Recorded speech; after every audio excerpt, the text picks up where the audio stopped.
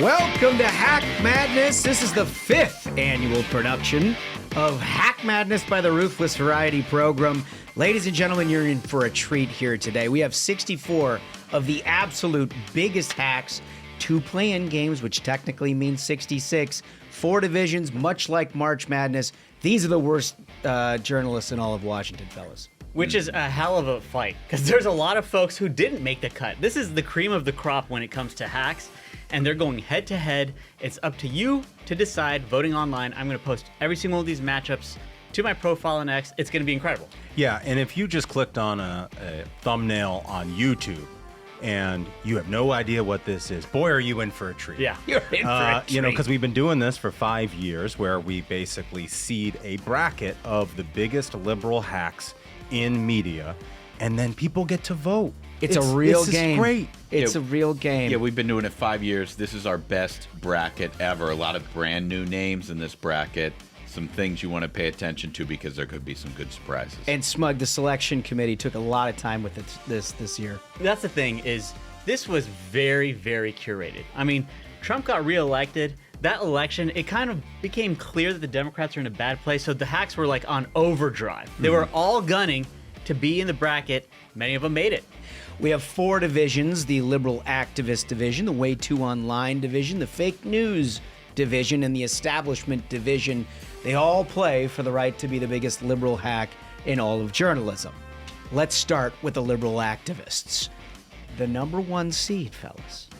I don't think it's a surprise to anybody. The number 1 seed, Nicole Wallace. Huge. Let's go to clip 1. And I let myself feel joy about DJ, and I hope he's alive for another, 95 years, right? And I hope he lives and the life he wants to live. He wants to be a cop. He knows what he wants to do. And maybe when you have childhood cancer, that crystallizes for you. And I hope he has a long life as a law enforcement officer. But I hope he never has to defend the United States Capitol against Donald Trump's supporters. Oh, my God. And if he does, I hope he isn't one of the 6 who loses his life to suicide. And I hope he isn't one who has to testify against the people who carried out acts of seditious conspiracy and then live to see Donald Trump pardon those people. Well, she certainly... This is what we're talking about. certainly played herself to a number 1 overall seed this year. Fantastic opportunity for her this year, because in the liberal activist division, also a play-in game. We have Yamiche Alcindor. Years and years of being in this tournament. She's going to face off against a newcomer, Josh Boak of the AP. Yeah, and I'll tell you, not exactly a household name, but if he upsets Nicole Wallace in the first round after beating Yamiche in the play-in game, this is a guy who you will never forget. No question about it. We go to the 8-9 seeds. It's Tim Alberta of the Atlantic facing off against Michelle Goldberg of the New York Times.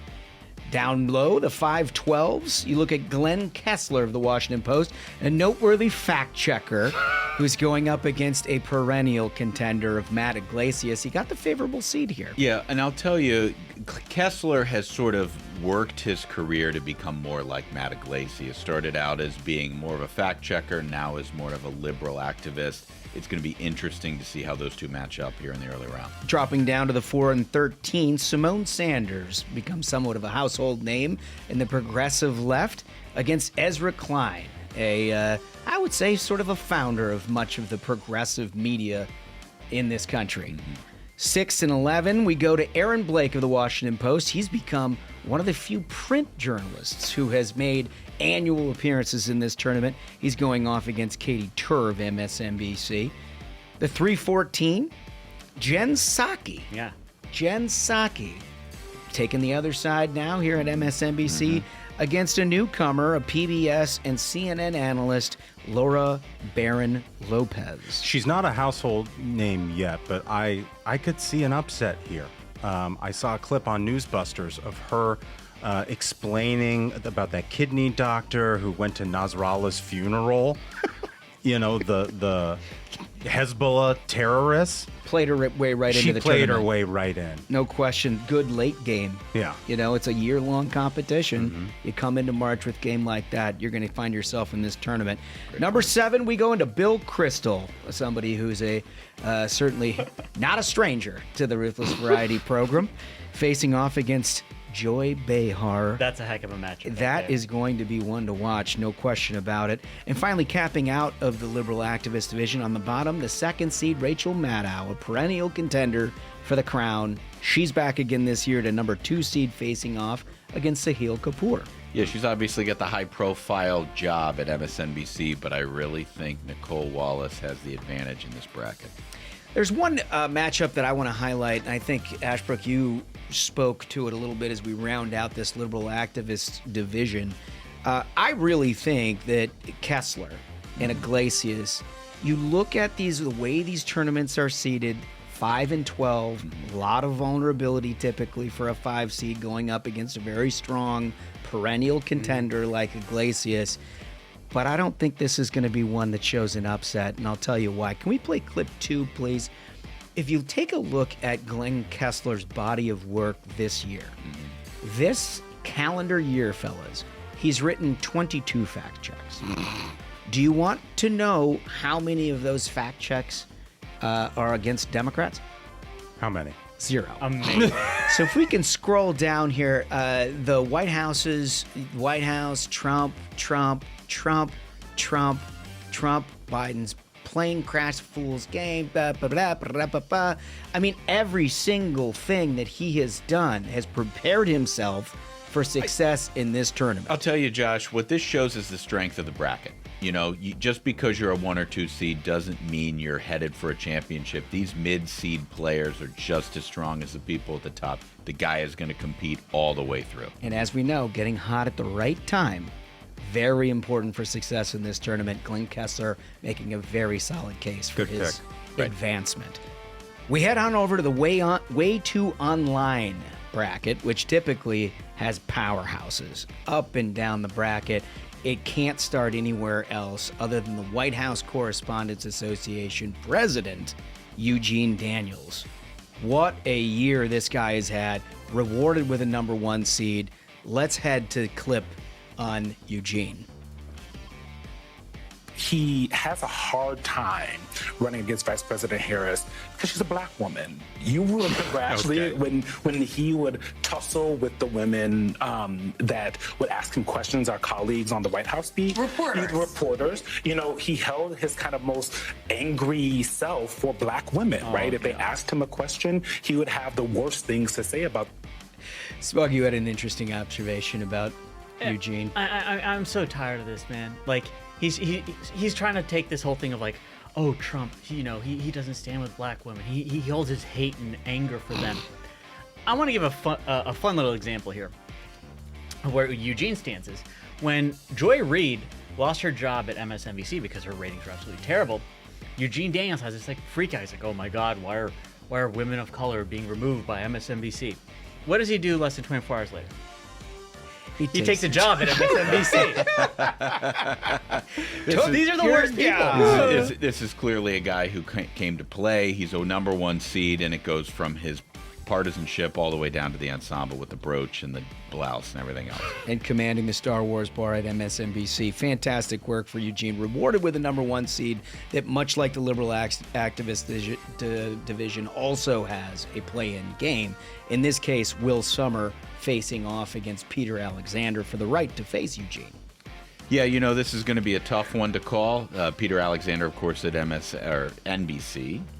I mean, I wish him the best. They're going to get slaughtered by It's a real tough. It's a tough draw for both of those fellas, no question about it. Dropping down to the 8-9, Don Lemon. Don Lemon has been fired from CNN. He's been fired from Elon's operation.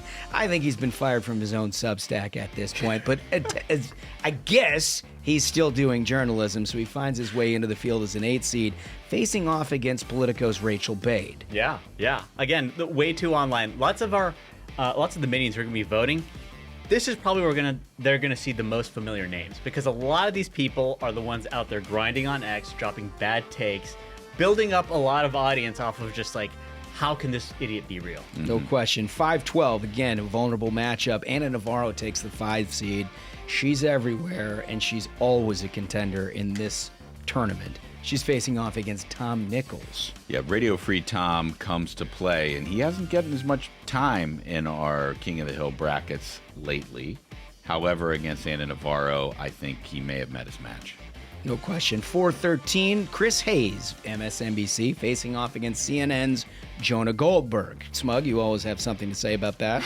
I mean, that's hilarious. I love that he makes a tournament, and also he has very bad dogs. I'll stand by that. The dogs are very bad. The 611 is Joe Scarborough of MSNBC. He's made a lot of runs in this tournament. This year he's going to have to start his path with Kara Swisher. I gotta say, she strikes me as being seated low. I would not be surprised to see Kara make a run in this. But you also have in her somebody who was a big deal in tech media over the last 4 years, not so much anymore. The 314 is Joy Reid, the aforementioned Joy Reid. Yeah. But because, look, this is a year-long deal. It's not over the last 30 days. It's a year-long body of work. The work that she put in, well deserving of a 3 seed. She's facing off against Semaphores Ben Smith. Yeah, a friend of Ashbrook, but a liberal hack, nonetheless. The 710 is Keith Olbermann, a household name here in this tournament. He's coming back to face off against the 10 seed at the Bulwark, Tim Miller. Yeah, a little bit odd for Keith Olbermann's politics to align with a guy who used to be a Republican, but here we are. And the bottom of the bracket, Sunny Austin of The View. Sunny Austin makes her inaugural appearance here in the Hack Madness, and she's facing off somebody you probably heard a little bit about over the last few weeks. He covered the Super Bowls, the pool reporter, and on got a little headline here on the variety program, SV.day. Yeah, here's the thing with this one. I look to this spot here for a potential upset. Sunny Austin is, of course, very famous for being on The View, but do not sleep on SV. I mean, he just totally shit the bed in his pool report of the Super Bowl, and he lost his job because of it. And I think that a lot of people are going to be looking to vote for him. Do we want to go to this clip? Clip 4? Let me just say this. There couldn't be a less fun reporter to enjoy going to the Super Bowl on a Sunday with the President of the United States than SV.day. And I say that with love in my heart. There are a lot of reporters who we don't agree with their reporting, but like they're pretty cool, normal people. Yeah. Who would have enjoyed a day aboard Air Force One going to the Super Bowl. It is not that serious. Well, like Ashbrook said, there's a ton of color in the room. There's a lot of stuff going on. to report on. And his was like 2 lines. We had cabinet secretaries on board with their spouses.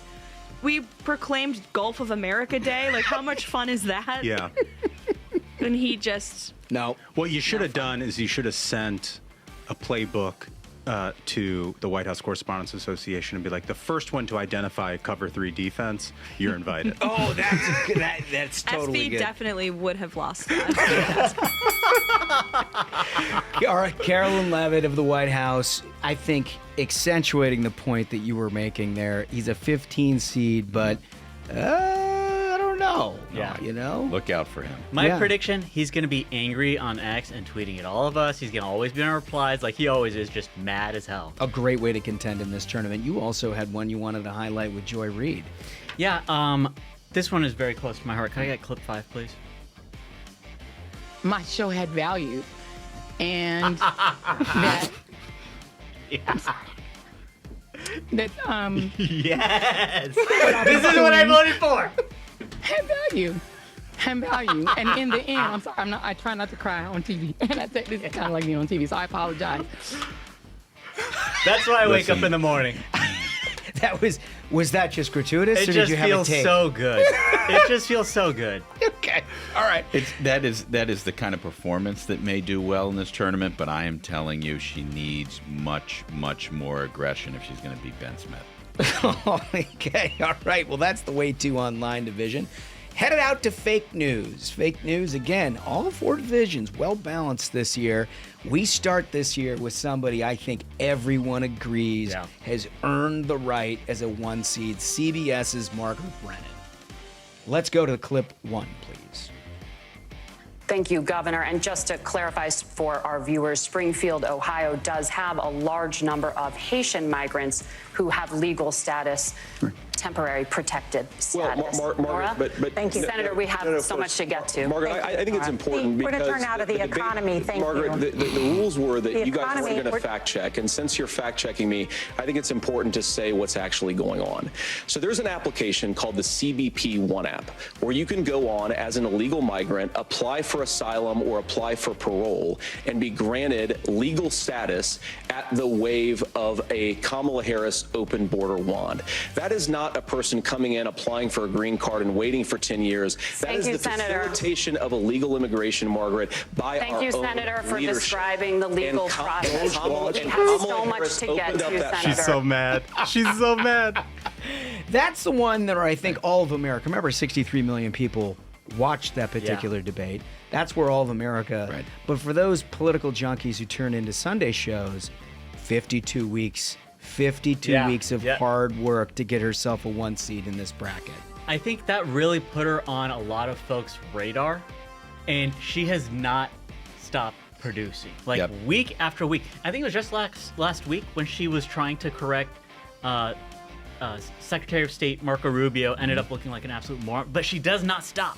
Right. She doesn't stop. No, each and every week. Right, and you just don't get that sort of inspiration on a routine basis. That's why she's a #1 seed, and that's why she is my favorite to win the entire tournament, if you want me to be honest. Well, she's facing off against the 16 seed, who's also a newcomer to the tournament, David Klepper of the Associated Press. Yeah, it's not a byline most people are familiar with, but this is the guy who wrote the story about Tulsi Gabbard that was taken down. Obviously belongs here in a way that I don't think AP has ever been represented before in this bracket, but they have brought their A game over the last year, and that is why we have two AP reporters on this bracket. Very interesting. The 8 and 9 seed, Greg Sargent, still at the Washington Post?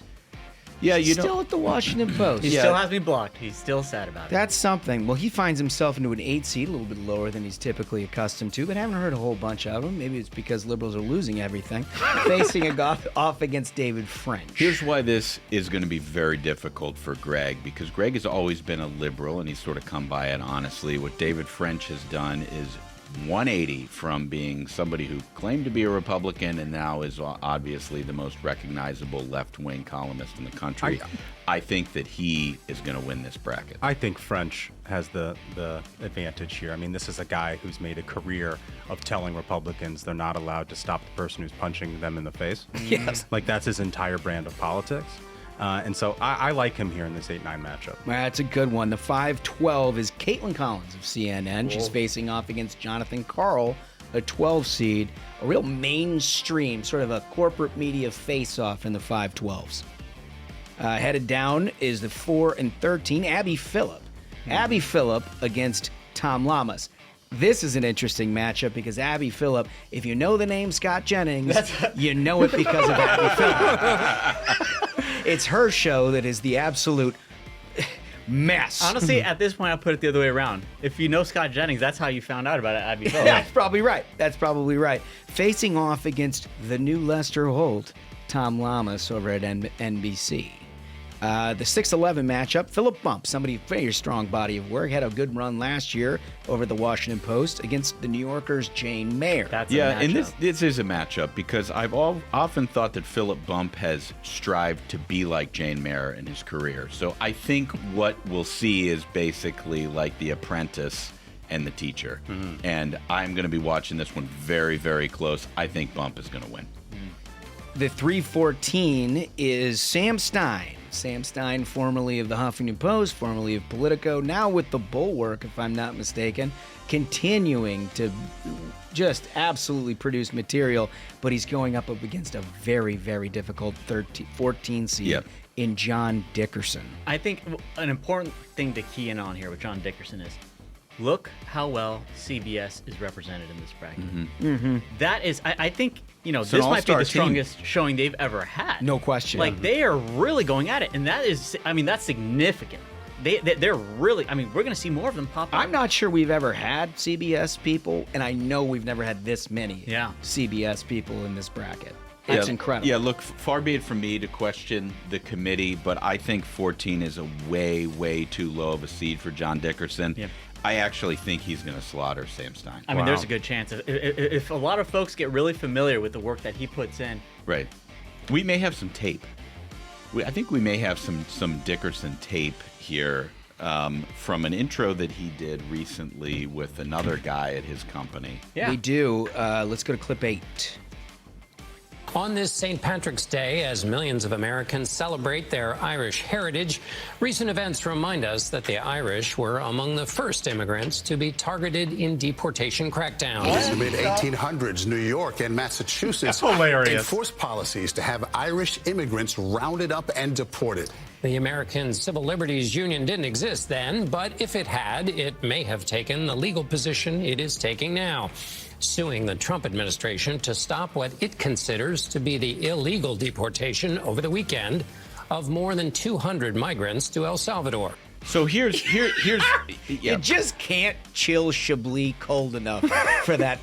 No, you simply can't. And here you have two staffers of the Paramount Corporation who is against deporting violent terrorist criminals. And I don't know why they're doing it, but I can only conclude it's because Dickerson wants to win this tournament. So here's the thing: is his intention was to be like, oh my God, the plight of these poor Venezuelan Tren de Agua, gang members. But the more base take is he was like, yeah, we got the Irish too. We're bringing it back. We did it before with these troublemakers. Now we're going to do it to the Venezuelans. And within the shadow of St. Patty's Day, no less. Moving to the 7:10, Mika Brzezinski of Morning Joe, an annual contender, facing off against CNN's Casey Hunt. Tough matchup. And then bottom of the bracket, the 2 seed Jonathan Capehart of the Washington Post and MSNBC taking on Natasha Bertrand of CNN. CNN, yeah, and she's also famous for all of her Russiagate takes from back in the day. I mean, really, the committee, I think, has given Capehart a tough matchup, even though he is well deserving of a 2 seed. Yeah, Capehart, remember, is the guy who drove Hugh Hewitt off the set of the Washington Post. And I haven't read as much from Natasha Bertrand lately. I mean, maybe she's a little bit snake-bitten by the dishonest reporting from the first term, and she's reluctant to write again. But we'll see what the good analysis, people say. Potentially a good matchup there. We got to head over to the establishment division where the number 1 seed again. Yeah. Time and time again, we're coming back to CBS, Norah O'Donnell. Norah O'Donnell. Let's play clip 9, please. Amazing. Good evening, I'm Norah O'Donnell, and we begin with new reporting tonight by CBS News. The highest priority of the President of the United States is the safety and security of the American people. As the Commander-in-Chief, presidents rely on their defense secretaries to carry out that solemn task. President-elect Donald Trump wanted a Fox News weekend host to hold that post, the 44-year-old combat veteran Pete Hegseth. But tonight, that nomination appears to be in peril. Hegseth is facing new allegations of sexual misconduct and excessive drinking. Tonight, CBS News has learned that Hegseth may not have the support of enough Republican senators to be confirmed for the job, meaning his nomination is in serious jeopardy. Okay. How did that turn out?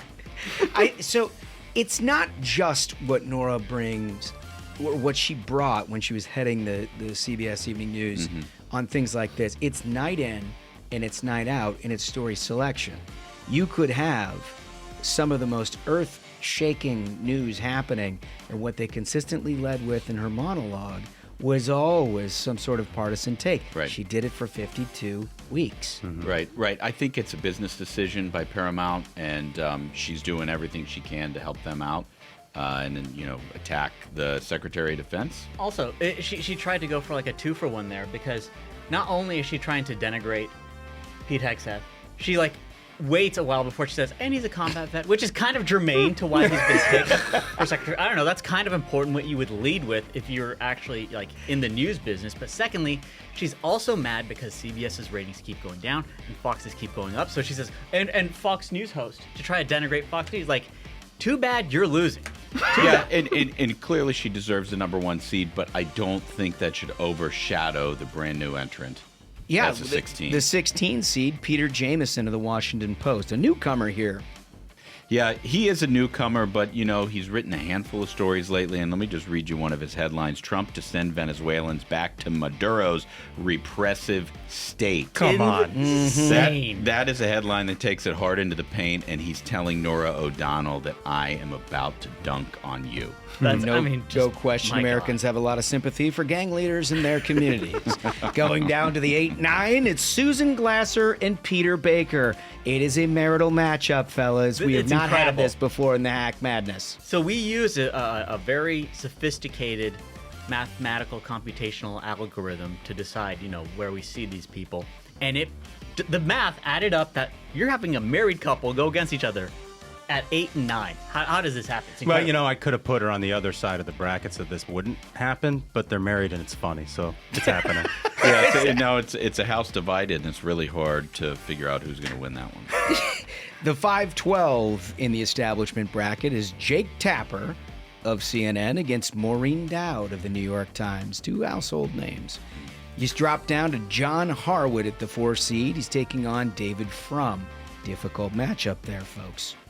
6 and 11, that's Anderson Cooper of CNN, finds his way back into the center of this field. He's taking on Kyle Cheney at the 11 seed. Brian Stelter, a one-time champion, is the number 3 seed. He has fought his way back, didn't make the field last year, folks, didn't have himself a media job, got it back, right back into the top of the bracket. Unquestionable durability of his career. You got to really take your hat off to him. I mean, this guy, it's like, if a running back towards ACL and is right back in it the next season, everyone thought he was done. Everyone thought he was out of the game forever. Huge credit to him, just hacked it right back. He's facing against, guess again, CBS and Robert Costa. So that'll be an interesting matchup. You go down below that into the 7 and 10 matchup. George Stephanopoulos, a big body of work this year. He's facing off against perennial contender Lawrence O'Donnell. And this one's very interesting to me because you have two former Democrat press secretaries who are now masquerading as mainstream media personalities, and they have been for years. I really think our audience is going to go for Stephanopoulos just because he's got a much bigger platform than O'Donnell. The bottom of the bracket, rounding out the establishment and our field, Stephanie Rule of MSNBC taking on Nicholas Kristof. Interesting stuff, interesting bracket. Fellas, you could make an argument for each of 4 divisions having at least 2, maybe 3 opportunities to win the biggest hack journalist in all of politics. I mean, to me personally, the story of this year's bracket is CBS has 2 number 1 seeds. That's like dynasty status. Like, they are really out there putting in work, being the biggest liberal hacks in the game. And I think we got a good chance of seeing them play against each other. Yeah. I really think that's realistic. The Norah O'Donnell, Margaret Brennan matchup. It's incredible. That's what the audience wants, and I think that's what they're going to get. That would be an incredible story, one that which we've not had here on Hack Madness. We've never had one outlet dominate a Final Four before. They have the opportunity here. Incredible. It really is something. Just getting your overall perspective, we've had a wild year of journalism. You have seen some stuff that you frankly have never Folks, seen. we've seen some stuff. We have seen some stuff. And I think you've seen, certainly during the course of a campaign, a presidential campaign, mainstream outlets like CBS that we're talking, venture into territory that would give them 1 seeds when typically that's reserved for people like Taylor Lorenz, who's not in the field this year. In the field. Yeah, it's new. It is new. And, the other thing that's new are 2 AP contestants. Now, the AP is famously dead naming the Gulf of America on a routine basis in their wire stories. They're having stories taken down. I think that we're going to see them compete. However, they had very tough draws. I mean, there's no way that David Klepper is going to beat Margaret Brennan in that first round. I mean, my strategy with all of this in Hack Madness, this being the 5th, you've seen a lot of brackets. You've seen a lot of stars rise and fall.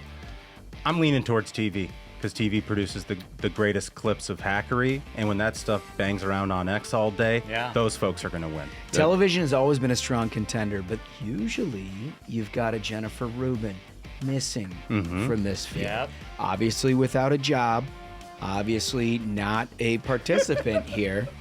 it's a big hole. Sad. It's a big hole. I mean, we have had former champions come back.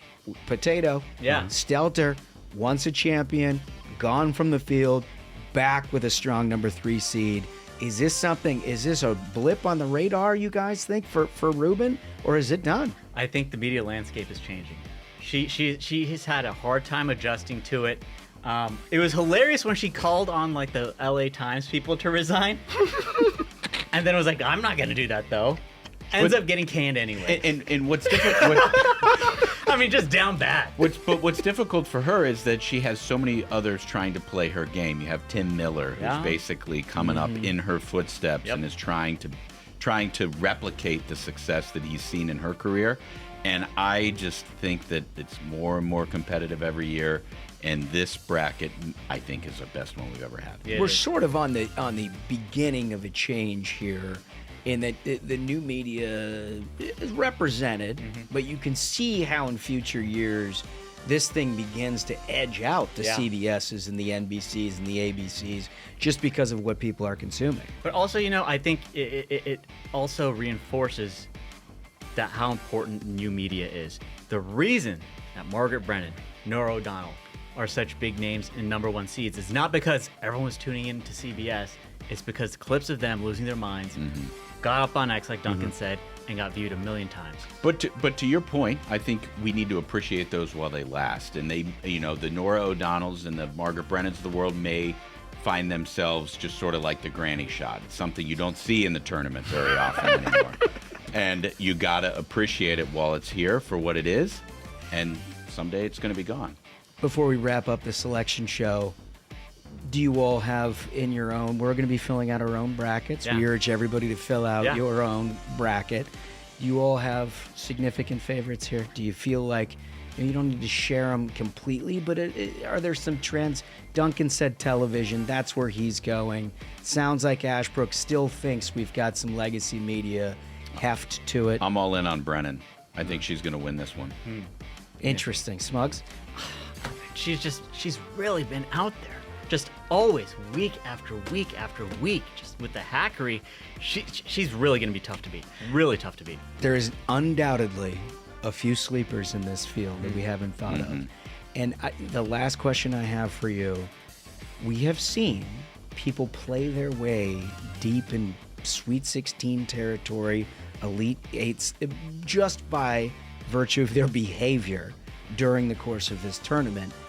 Do you think that's going to play a big role, or because of a presidential election, everybody's so aware of the body of work that their previous work is probably going to carry the day? I say the latter, particularly when it comes to like the CBS folks and, JD dressing down a reporter, like that sticks in your memory. And so people have a respect for that. It's like looking at a Duke and remembering how good they were in previous tournament runs. You give them a little more credibility.